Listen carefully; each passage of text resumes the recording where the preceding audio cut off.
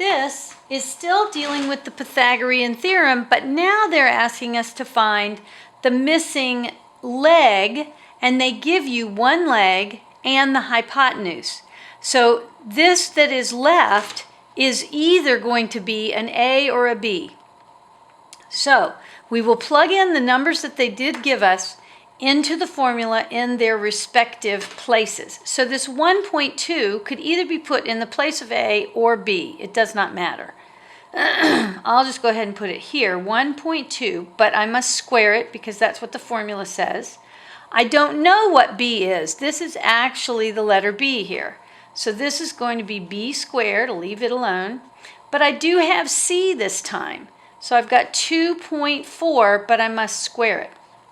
Now at this point, because we're dealing with decimals, I will use my calculator.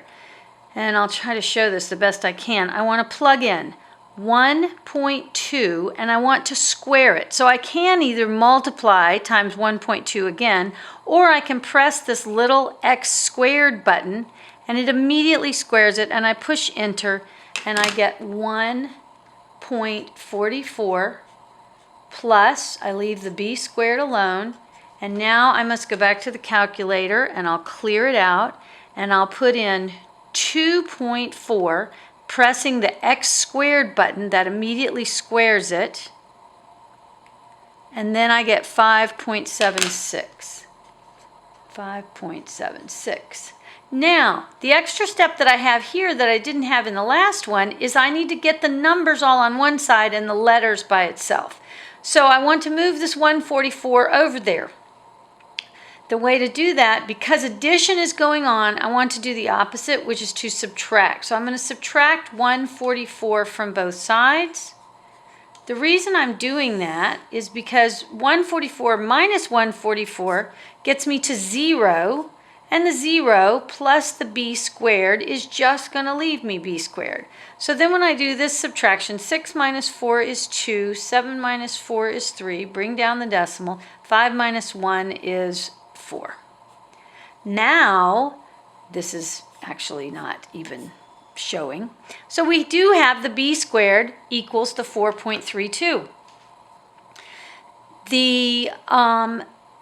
If you'll remember, what we did in the last segment was you have to take the square root of this b squared in order to get it to just be b.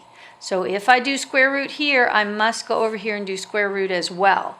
So go to your calculator, put in the square root symbol, which is just above, you see it's green, just above the x squared. So I have to use the second button, press the x squared, which accesses the square root button.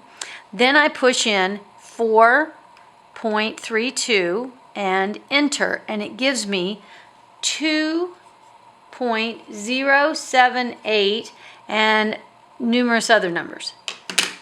Now, on a test question, they will ask you, round this to the nearest tenth or possibly the nearest hundredth. Well, if they asked you to round it to the nearest tenth, which is this position, you look to the right one digit, and the 7 being bigger than 5, the 5 or bigger, it's going to tell you to bump that up. So to the nearest tenth, it would be a 2.1. But if they said to round to the nearest hundredth, you have to look to the thousandths, and that 8 tells you to round that 7 up, and the answer would become 2.08. So that's rounded to the tenths place. This is rounded to the hundredths place.